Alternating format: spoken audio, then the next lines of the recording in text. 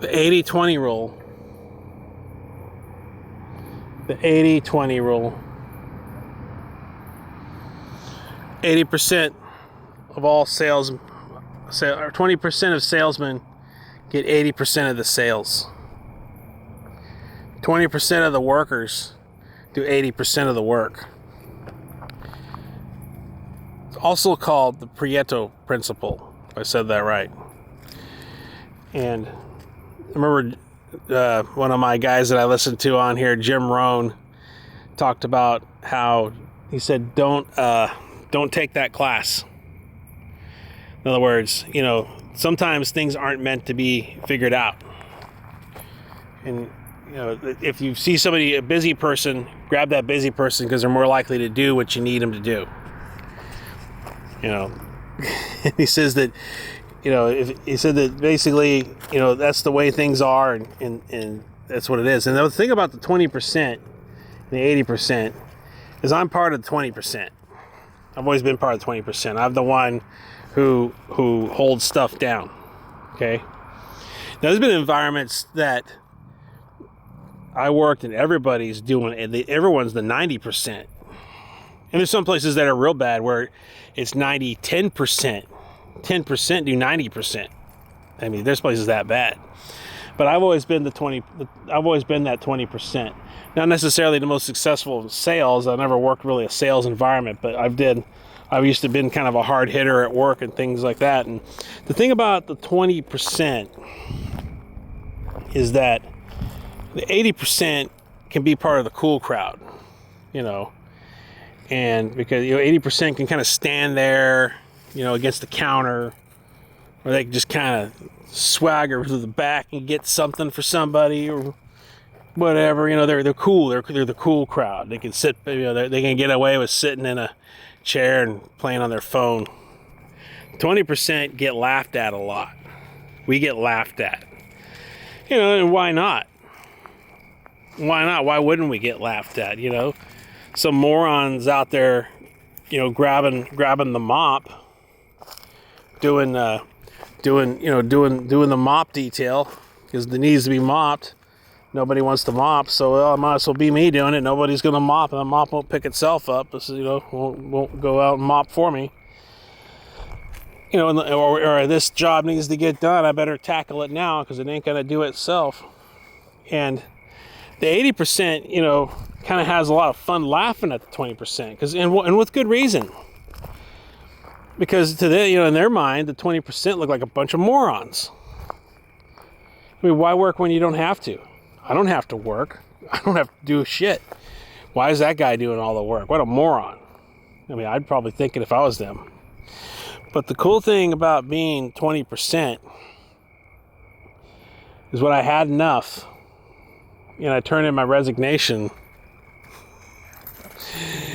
that momentary look on the 80%'s face of just sheer terror. I mean terror. I mean, they look scared because they have to go figure out how to put that work on each other.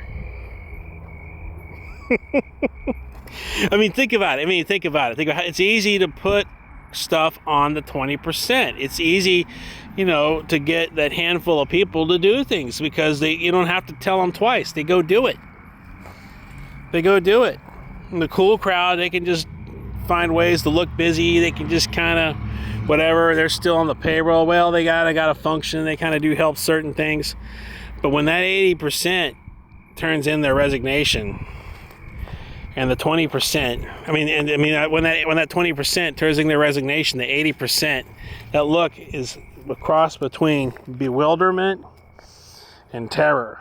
And bewilderment because they're bewildered on who is going to do this, who is going to do this, and it's like, man, now they have to go into, come here, no, over here now, come on.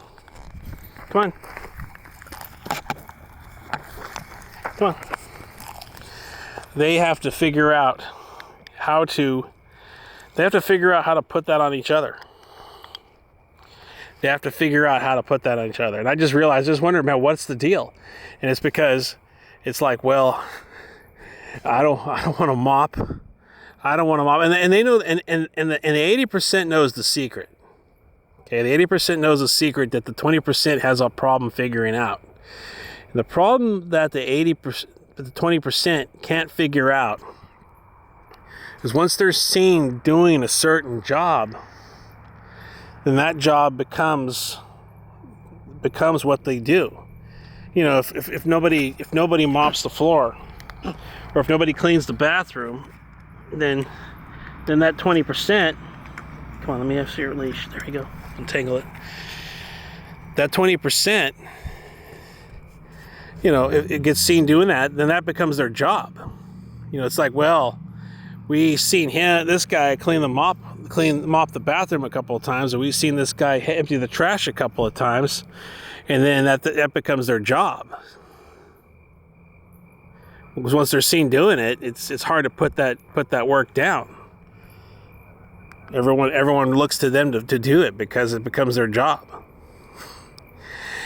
And so when the 20% finally leaves, the 80% says, man, nobody's going to do this. This stuff isn't going to do itself. This guy's gone. He won't clean the bathrooms. He won't do all the crappy work.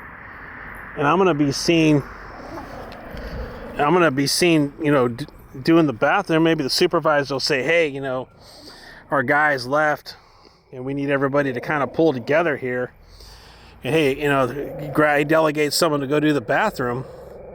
Well, that 80% person knows that there's a danger that will become their job from then on out. And being the bathroom cleaner will be the image on which their little 80% cronies will view them at. It's like they can't put that image down. That's their image. That'll be their image. That'll be the way their coworkers see them 8 hours a day. Hey, you know, so-and-so left, but everyone knows we got a new guy to clean the bathroom. We got a new guy to empty the trash. And part of the quiet quitting was the 20% got a little fed up with the way they've been treated and began to behave like the 80%. Okay, the 20% got a little angry with how they've been treated because they thought, well, you know, the virus came. You know, maybe we'll be given some special considerations because we're kind of helping out getting this through. And when they found out there's a chance they'll actually be treated worse, they said, hey, you know, I need the income. I can't quit. So what I'm going to do is I'm going to begin to behave and emulate the 80% and just kind of do some of the things they do. Get out of cleaning that restroom. Get out of cleaning those trash cans. I used to go clean the bathroom without being told to do so. Now I'm going to kind of stay away. I'm going to go ahead and find some other things to do. You know, I'm going to get away from doing the trash. I'm going to keep myself busy with other things. I'm going to find other things that the 80% do, and I'll go do that. You know, I'll go out and talk to customers, or I'll go whatever. I'll just find other things to do that aren't janitorial related or dirty work related. You know, and somebody else will get fed up with that. They may pick that up, and then they become the new 20%. And that's kind of what happened with quiet quitting. And then some people, after a while, they just stack their cash. And after they got enough money, they just basically bounced. You know. Some of that, I think, is just people that had a lot of money. Because, you know, in our society, you know, people can scale back. You know, somebody doesn't have a lot of debt, they could just scale back and go down to minimalism. That's why minimalism is so popular right now. Because people figured out, hey, you know, one watch, maybe one bottle of cologne, one car, a couple shirts, a simple place to live. And after that, it's like, what are they going to take away from me? What are they going to take? What are they going to take? They're not taking nothing away from me. So I don't know. Just kind of putting that out there. But that's what I think what quiet quitting really was. The 80% just kind of became disenchanted with what was with the arrangement. Began to do what the 20% became disenchanted with the arrangement. Began to emulate the 80%. Stopped doing a lot of those extra tasks that they weren't asked to do but thought were appreciated. When they found out that if anything, they're just laughed at. They're just laughed at more by their other coworkers. And quit doing that, and then basically just kind of settled in and began to emulate the rest of the 80%. So instead of an 80%, 20% rule, it became a 100, maybe 1% rule. 199, 1% rule. It just, dropped down to where, hey, I'm just going to do what everybody else around me does. Why worry? I'm not getting any special consideration. I'm not getting any special recommendations for this. That's what I think quiet quitting was. And that's the Pareto principle. It's like remember back in the days when real estate was huge, and before 2008, 2006, they wanted to say they had like 8 pages in the paper, little 1x1 squares, and every one of those people were all real estate agents. Little squares just down the whole paper. They're all real estate agents. Like 8 pages of people selling houses. Pareto principle. How many of those people were actually making sales back then? Maybe a few because of the liquidity in the system. But traditionally, sales, a small percentage make all the sales, while everybody else just kind of hopefully gets something. Maybe takes a part-time job somewhere else in addition to their sales job. All right. Well, anyway, I don't know. That's the way I was reading. I don't know, and I can't really say because I wasn't in sales. That's just what I read about sales in the Pareto principle. But I have experienced 80-20, and I've seen where I'm sitting there doing a lot of stuff that I'm not even asked to do. I'm doing a lot of nasty stuff I am asked to do, and I just kind of felt laughed at. I felt laughed at. And eventually, the 20% gets tired of being laughed at or feeling like they get laughed at. It's the way it is. After a while, stuff a little, you think about it, if someone's in the 80%, it's probably a good idea to show some respect to that 20%.